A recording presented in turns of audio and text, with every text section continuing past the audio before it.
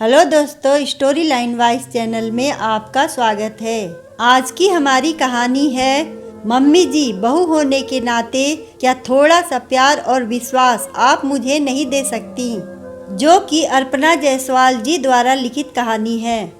वाह भाभी, तुम्हारी बहू तो बहुत गुड़ी है। अचार, पापड़, चिप्स और बढ़िया सब बना लेती है। देवरानी रंजना अपनी जेठानी कामिनी जी के बहू तृप्ति की तारीफ कर रही थी। हाँ, बना लेती है, लेकिन मेरी नीता से अच्छा नहीं। उसके हाथ के बने ये सब सामान खा लो तो 2 दिन तक मुंह में स्वाद रहता है। कामिनी जी अपनी बेटी की तारीफ करने लगती हैं। नीता, हाय हाय भाभी, नीता कहाँ ये सब सामान बनाती थी? वो तो आप थी जो यह सब बना बना कर हम सबको देती थी। रंजना के इस खुलासे पर तृप्ति मुस्कुरा दी और कामिनी जी झेप गई। अपनी झेप मिटाने के लिए तुरंत बोली, तुझे क्या पता रंजना, तू हमारे साथ थोड़ी न रहती थी जो तुझे पता हो कि मेरी नीता में क्या क्या हुनर था। वो मेरी परछाई है, मुझसे बेहतर हर चीज़ बनाती है। रंजना और तृप्ति ने एक दूसरे को देखा और मुस्कुरा दिए। जानते थे एक माँ के लिए अपनी नालायक बेटी भी सबसे लायक होती है। तृप्ति की शादी को अभी 6 महीने ही हुए हैं और वो पूरी कोशिश करती है कि कामिनी जी कभी तो उसके किसी काम की तारीफ कर दें, लेकिन उसकी यह ख्वाहिश रोज़ हवा में उड़ जाती। जब कामिनी जी वही रटरटाया जुमला बोलती, मेरी बेटी इससे अच्छा बनाती है। अब तृप्ति का कुछ भी नया काम करने का मन नहीं करता। हद तो तब होती जब वो कोई साड़ी या ड्रेस पहनती तो भी कामिनी जी यही बोलती, ये साड़ी या ड्रेस में मेरी नीता तुमसे ज़्यादा अच्छी लगती। तृप्ति बहुत दुखी हो जाती। उसने कई बार अतुल से कहा कि उसके और नीता के बीच हर समय तुलना करके मम्मी जी बहुत गलत कर रही हैं। न चाहते हुए भी अब उसे नीता से जलन होने लगी है। तब अतुल उसके मुंड को ठीक करने के लिए चिढ़ाता, हो ही नहीं सकता, तुम नीता से जलन नहीं कर सकती, वो तुमसे बेहतर है। तृप्ति यह सुनकर हंस देती, बात तो सही कही। तृप्ति ने अपनी समस्या अपनी मम्मी को बताई। मम्मी, आपने कभी मेरे और भाभी के बीच कभी तुलना नहीं की। भाभी जैसी थी आपने यही कहा वो बेस्ट हैं, लेकिन मेरी सासू जी ने तो मेरे और ननद के बीच दंगल करा दी है। मैं ऐसा क्या करूं कि वो कहे कि मेरी बहू भी बहुत लायक है। बेटा, इस समस्या का हल तुम्ही को खोजना होगा, लेकिन एक बात ज़रूर कहूँगी कि तू उनका दिल जीतने की कोशिश मत छोड़ना। क्योंकि तृप्ति की मम्मी ने बात को बीच में ही छोड़ दिया, जिसे तृप्ति ने पूरा किया। कोशिश करने वालों की हार नहीं होती। और फिर दोनों माँ बेटी हंसने लगी।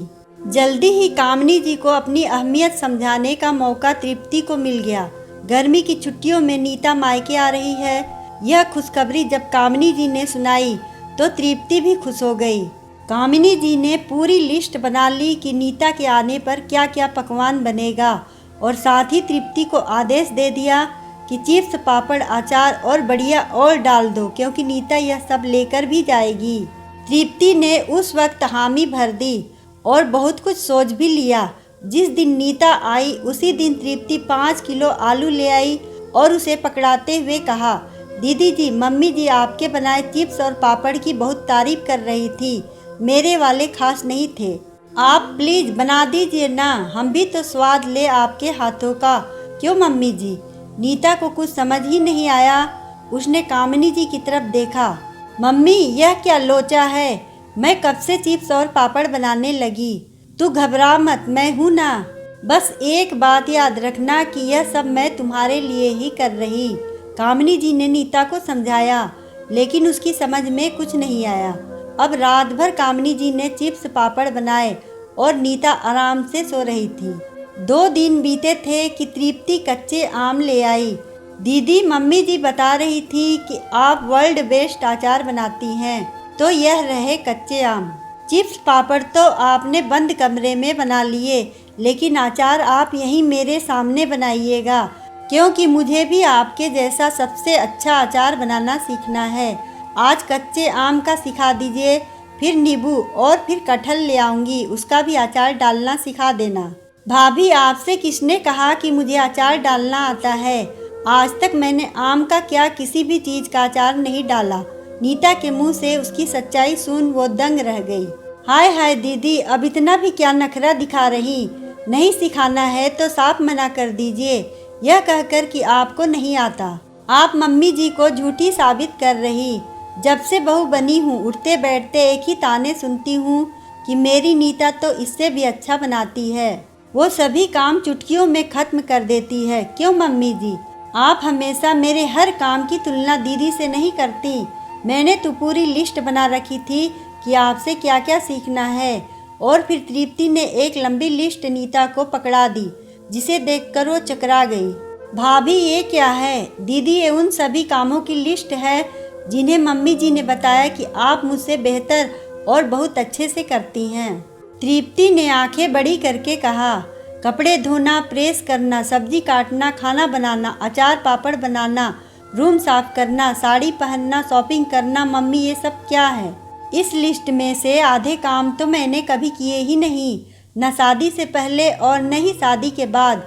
आप ऐसा क्यों कहती थी भाभी से? नीता के सवालों का कामिनी जी के पास कोई जवाब नहीं था। बेटा, वो बात ऐसी है कि कामिनी जी को कुछ सूझ ही नहीं रहा था कि क्या बोले। मैं बताती हूँ दीदी कि मम्मी जी ने ऐसा क्यों कहा। तृप्ति ने मुस्कुराकर कहा तो कामिनी जी उसे आश्चर्य से देखने लगी। मम्मी जी डर गई थी। उन्हें ऐसा लगा कि कहीं ऐसा ना हो कि बहू के आने से उनकी बेटी का वजूद खत्म हो जाए। माँ है, बेटी के लिए उनका निश्चल प्यार कब ऑब्सेस्ड बन गया वो भी समझ नहीं पाई। तृप्ति की बात सुन कामिनी जी रोने लगी। तृप्ति ने आगे बढ़कर नीता का हाथ थामा और कामिनी जी के पास जाकर उनका हाथ भी थाम लिया।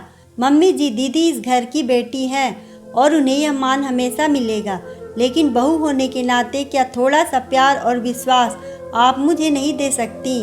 मुझे माफ़ कर दे बहू, तुम हर चीज़ में परफेक्ट हो। जब तुम्हारे पापा अतुल और रिश्तेदार तुम्हारी तारीफ करते तो माँ का दिल डर गया कि मेरी बेटी का अस्तित्व इस घर से खत्म न हो जाए। इसलिए तुम्हारे हर काम को नीता से जोड़ दिया कि वो तुमसे बेहतर है। लेकिन आज मैं गर्व से कहती हूँ कि मेरी बहू बेस्ट है। कामिनी जी ने प्यार से तृप्ति के गालों को सहलाते हुए कहा। तो क्या अब मैं बेस्ट नहीं हूँ? नीता ने झूठ मूठ की नाराजगी से कहा। मेरी बहू और बेटी दोनों बेस्ट हैं। कामिनी जी ने एक मीठी सी चपत नीता के गालों पर लगाया और फिर तृप्ति और नीता को गले लगा लिया। अगर आपको ये कहानी पसंद आए तो वीडियो को लाइक करें, चैनल को सब्सक्राइब करें और कमेंट में बताएं कि आपको कहानी कैसी लगी। धन्यवाद।